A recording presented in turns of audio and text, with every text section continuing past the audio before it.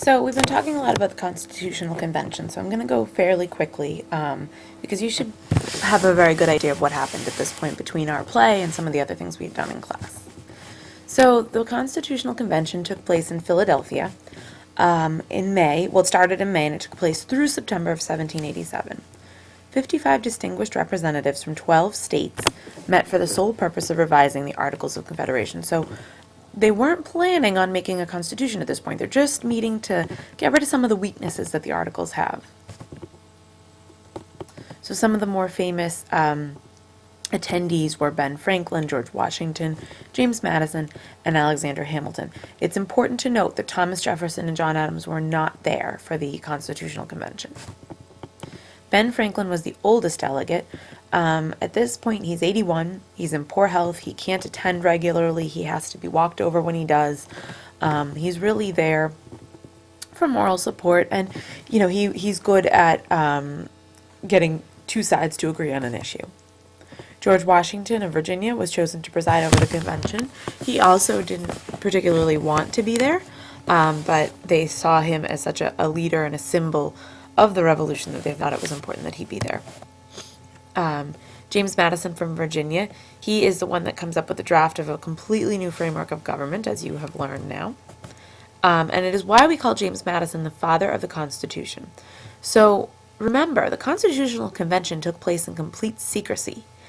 And most of what we know about the Constitutional Convention comes from James Madison's own notes on the proceedings. He took incredibly detailed notes about the convention and what was happening inside of it. From the very beginning, he favored writing a new constitution instead of rewriting the articles. So he, from the get-go, wanted to abolish the articles and start a whole new form of government. So again, the purpose of the convention was to revise the articles. All the delegates agreed that the Articles of Confederation were far too weak to hold a nation together.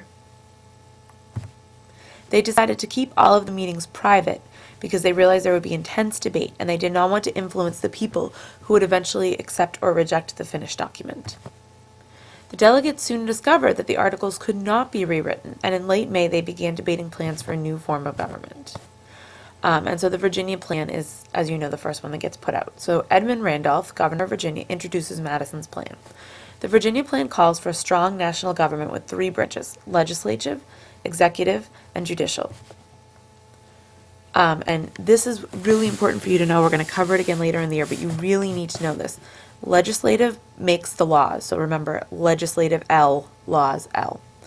Executive branch carries out the laws. The executive branch, that's the president. So you can think of him as like the CEO of the country, the chief executive officer of the country. He's the executive for the country. The judicial branch determines if the laws are fair. So think about the word judge. A judge decides what's fair.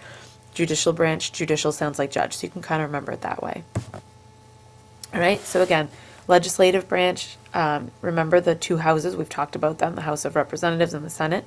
The executive branch, you have the president and the vice president, and the judicial branch, you have the Supreme Court. The Virginia plan called for a two-house legislature. In both houses, the number of members would be based on population. Large states would have more representatives than small ones. And as you know, the small states really didn't like this. So there becomes a big debate over representation. Small states were concerned that all the laws would be controlled by larger states. And the small states would have to obey laws that they had very little voice in creating. So in effect, the small states would have very little power. On the other hand, delegates from large states argued that why should a state like Delaware with 60,000 people have the same power as Virginia with 700,000 people? So the second provision of the Virginia plan declared that if the two states could not settle their differences, the national legislature would step in and do it for them. The third part had Congress, not the people, elect the president and national judges. So you can see some of the differences between what actually happened in the Great Compromise. So had they gone with the Virginia plan, we wouldn't vote for the president. Congress would decide the president. So then the New Jersey plan was presented, the alternative. The small states didn't like this Virginia plan, and so on June 15th, New Jersey delegate William Patterson presented the New Jersey plan. His kept the existing one-house Congress.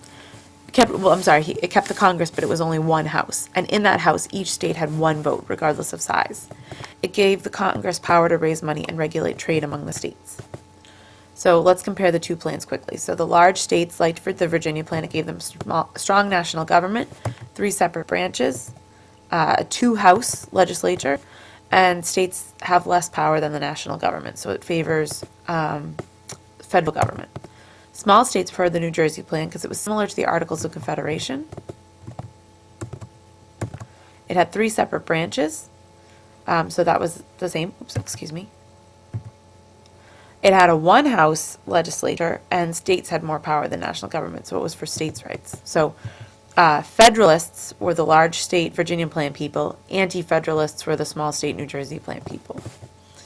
So the main issue would be how many representatives would be in Congress. So remember, the Virginia plan called for 2 bodies in the legislative branch. Each body would have a representative determined by population. So the population of the large states would have more representation. The New Jersey plan only had the 1, and so it was by each state would have 1 vote, giving it equal power. Again, I'm going kind of quickly through this because we've covered this in class extensively. So they decided on the Great Compromise. The debate continues between the 2 plans. It's a very, very heated debate. And finally, in July, the committee, made up of 1 delegate from each state, was appointed to work towards a solution. So they realized the large constitutional convention wasn't going to come up with a solution, and so they agreed to make a smaller committee. Ben Franklin was to chair the committee, and if no solution could be found, the Congress was ready to give up. So they come up with the Great Compromise. They decided that the Congress would be bicameral, 2 houses. The Senate would have 2 representatives. So regardless of size, each state would get 2 representatives. So this kind of went to the small states. The House of Representatives would be based on population, 1 representative for every 40,000 people. And so this favored the large states, so they gave a little bit of a compromise for each. The small states approved the Great Compromise because each state, no matter what size, would have 2 senators. Therefore, the smaller states would have the same power they had under the Articles of Confederation. The large states approved the Great Compromise because the House of Representatives would be based on population. So, this is how it looks today. The Senate, each state has 2 representatives called senators, regardless of how big or small they are. The House of Representatives is based on population. If a state has 40,000, they have 1 representative. If a state has 80,000, it has 2 representatives. So it's increments of 40,000. And both of these groups together, the Senate and the House of Representatives, are called the Congress. But there was another problem. Once the representation was settled, there was the issue of how slaves would be counted. And again, I'm going to go quickly through this because we've done it in class extensively, but as you know, southern states wanted to count their slaves because they would have more representatives. They did not want to count them as a basis for paying taxes. The northern states, however, did not want the slaves counted, but they wanted them to count for taxes. So they basically wanted the South to pay money on the slaves but not get the representation in Congress, and the South didn't want to pay money on the slaves but wanted the representation. So they come up with a 3/5 compromise. Delegates agreed that each state would count 3/5 of their slave population, and that same number would be counted for taxation. In other words, if Virginia had 100,000 slaves, only 60,000 would count. So, if the Continental Congress agreed that the government could not outlaw, the Continental Congress also agreed that the government wouldn't outlaw the slave trade for 20 years, and that no state could stop an escaped slave from being returned to a slaveholder. So there's a little math for you guys to do if you want to try to figure out if there's 100,000 slaves. You have 100,000 times 3/5, which is 300,000 over 5. 300,000 divided by 5 is 60,000. So, woohoo, math and history. Who thought you'd be doing that? So after 4 months of hard work and debate, the delegates completed the new Constitution. On September 17th, 1787, the Constitution was signed. And as you know, everybody but Rhode Island refused to sign it. None of the delegates were completely happy with the final plan of government, but most agreed it was an improvement on what they had. Their work was completed and the delegates went home. The new Constitution would now go to the states for ratification, meaning the states had to hold little constitutions, conventions. So if 9 of the 13 states approved it, the Constitution would become law. Ben Franklin said, "I have often in the course of the session looked at that behind the president without being able to tell whether it was a rising sun or a setting sun. But now at length I have the happiness to know it was rising, not a setting sun." So Washington actually sat in this chair during the convention and there was this half sun. And Franklin famously looked at it every day and tried to decide, was it symbolic of the sun setting on the United States of America, or was it rising on the United States of America?